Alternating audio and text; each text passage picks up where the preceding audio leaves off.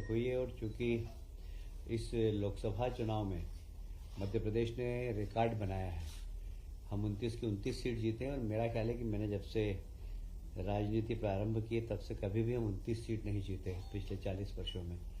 तो 29 सीट जीतने का रिकॉर्ड डॉक्टर मोहन यादव जी के नेतृत्व में हुआ, इसलिए पूरे मंत्रिमंडल ने माननीय मुख्यमंत्री डॉक्टर मोहन यादव जी को बधाई दी है। और इसमें बहुत सारे रिकॉर्ड बने हैं। अभी आपको मालूम है कि हम मध्य प्रदेश के चुनाव हुए, हम लगभग 163 सीटों पर जीते थे, पर इस बार हम 260 विधानसभाओं में जीते हैं लोकसभा के अंदर। और औसत हमारी हर लोकसभा की जीत 3.5 लाख की हुई है।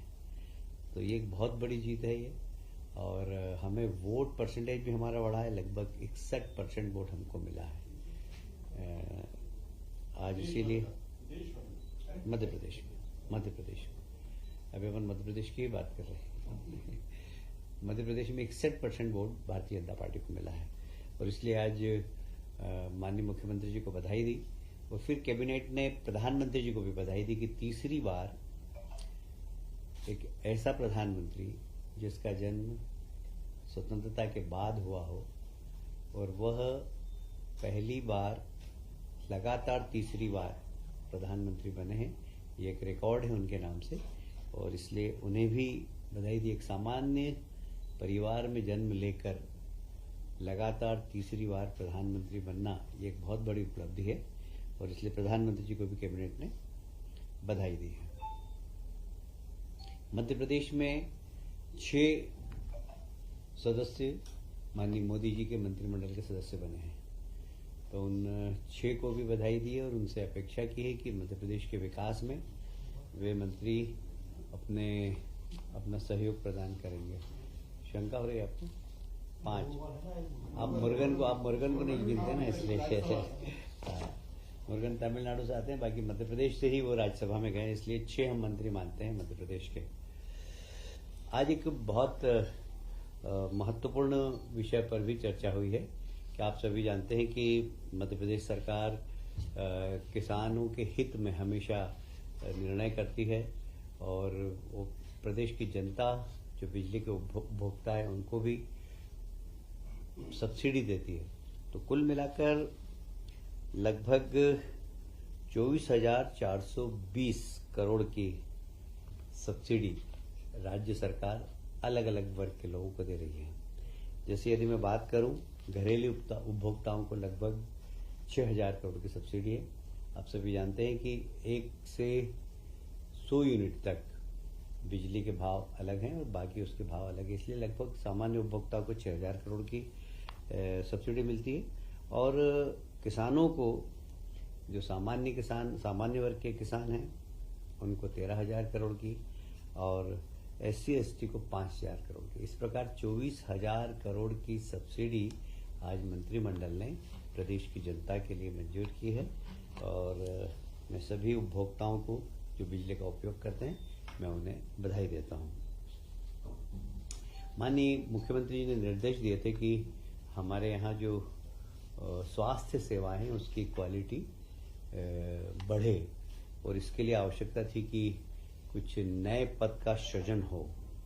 और विभागों के डॉक्टर्स की भी कमी थी और कुछ पद ऐसे थे जो प्रमोशन से भरे जाने थे। तो अब प्रमोशन के पद यदि खाली हैं और प्रमोशन वाले योग्य व्यक्ति नहीं हैं तो उसको सीधी भर्ती से भरने के आज कैबिनेट ने निर्देश दिए हैं। और ऐसे लगभग 1214 पद ऐसे हैं जो सीधी भर्ती से भरे जाएंगे। और रिक्त पदों में से 50% अर्थात 660 पदों की पूर्ति चयन के सीधे भर्ती से होगी। प्रदेश में टोटल आधे प्रमोशन से होंगे, आधे सीधी भर्ती से होंगे। जो 12 से 14 पद रिक्त हैं उसमें से आधे प्रमोशन से होंगे, आधे सीधी भर्ती से होंगे।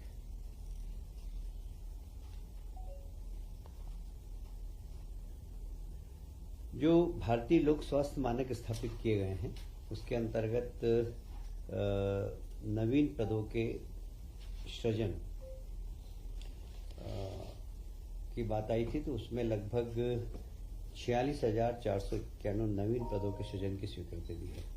इसमें तृतीय श्रेणी, चतुर्थ श्रेणी के कर्मचारी और पैरामेडिकल स्टाफ है, जिससे कि हमारे स्वास्थ्य सेवाओं में चिकित्सक के अतिरिक्त जो पैरामेडिकल स्टाफ है उनके भी पदों को सृजन देकर स्वास्थ्य सेवाओं को उन्नत बनाने का जो माननीय मुख्यमंत्री जी ने घोषणा की थी, उसको करने का निर्णय आज लिया गया है। आप सभी जानते हैं कि इस प्रदेश में 3 विश्वविद्यालय, एक सागर में रानी अवंतिकाबाई लोधी विश्वविद्यालय, खरगोन में क्रांति सूर्य टंट्या भिल विश्वविद्यालय एवं गुना में तात्या टोपे विश्वविद्यालय, इन तीनों ही विश्वविद्यालय को उच्च शिक्षा विभाग से संबद्ध करते हुए उनकी जितनी भी आवश्यकता है उसकी पूर्ति करने के कैबिनेट ने निर्देश दिए हैं।